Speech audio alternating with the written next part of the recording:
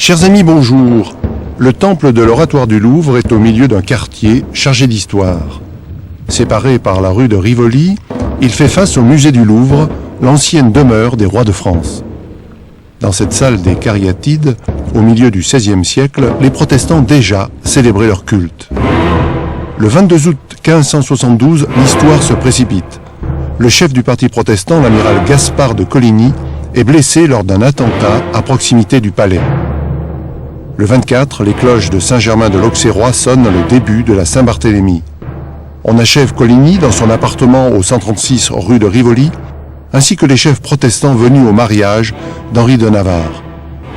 C'en est fait du parti protestant, la France sera catholique. Une quarantaine d'années plus tard, après le règne d'Henri IV, le père Pierre de Bérulle fonde la Congrégation de l'Oratoire de France, puis en 1621, il fait construire l'actuel Oratoire du Louvre. En fait, la réforme religieuse avait déjà commencé, en France et partout ailleurs. Ce qui manquait, c'était un clergé solide, un clergé instruit, capable aussi de répondre aux questions issues de la réforme protestante, capable aussi de susciter un nouvel esprit en France. Et Bérulle est le fondateur de l'école française de spiritualité. Pendant la Révolution, l'ordre des oratoriens est supprimé. Puis Napoléon donne certaines églises aux protestants en compensation des temples détruits par les guerres de religion. L'ancienne chapelle royale devient en 1811 un temple protestant. Durant ces 2 siècles, l'église sera marquée par différents pasteurs, dont Wilfred Monod, qui créera en 1911 la Clairière, une association d'aide aux plus démunis, toujours en activité aujourd'hui. Voici ce que disait à la Clairière un paroissien célèbre de l'Oratoire, Théodore Monod, à propos de son père. Il y a toujours eu 2 pôles dans l'activité de mon père, le pôle religieux et le pôle social, naturellement. On ne peut pas annoncer l'évangile à un homme qui a les pieds mouillés. Ça veut dire qu'il faut commencer par lui donner des souliers avant de lui parler d'autre chose. À un moment donné, il a demandé qu'on fasse une décoration au sommet des murs d'une des salles de la Clairière. Et cette frise contenait les mots suivants. Croire quand même, espérer quand même, aimer quand même. D'autres actions caritatives verront le jour, telle l'aide apportée à un orphelinat de Madagascar. Mais l'Oratoire, c'est aussi une forte activité culturelle.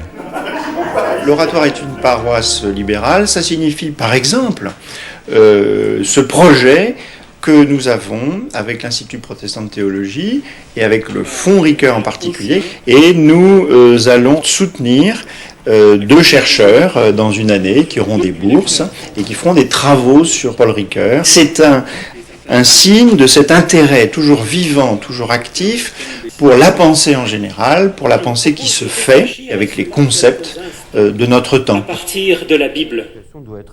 Depuis quelques mois, une rencontre nouvelle prolonge de belle façon l'histoire de l'Oratoire. À l'initiative en fait des catholiques, il y a eu cette idée de faire une année Saint-Paul. Et donc ils ont fait appel à nous pour voir si on pouvait faire quelque chose ensemble.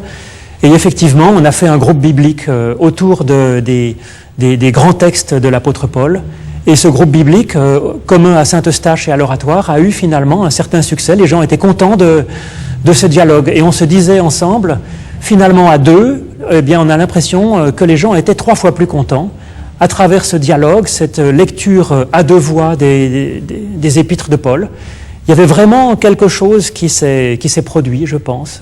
Oui, c'est un retour des oratoriens à l'Oratoire dont je me félicite parce que je crois que nous avons beaucoup de choses à nous dire entre protestants et catholiques.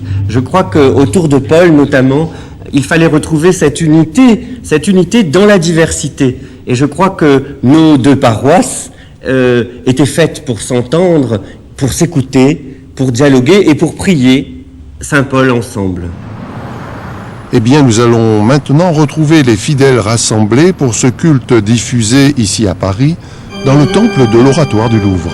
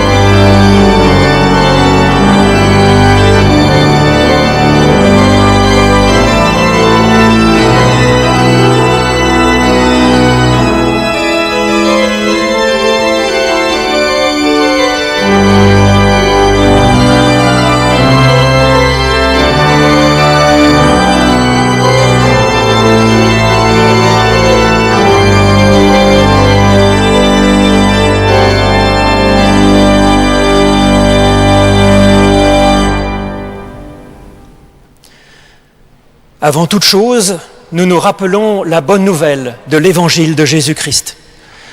Dieu nous aime tellement qu'il nous appelle son enfant bien-aimé, et nous le sommes vraiment. Qui que vous soyez, pauvre ou riche, jeune ou vieux, malade ou bien portant, triste ou joyeux, savant ou illettré, vous êtes l'enfant bien-aimé de Dieu. Cet amour parfait nous a été dit et nous a été montré par Jésus, le Christ, le témoin fidèle.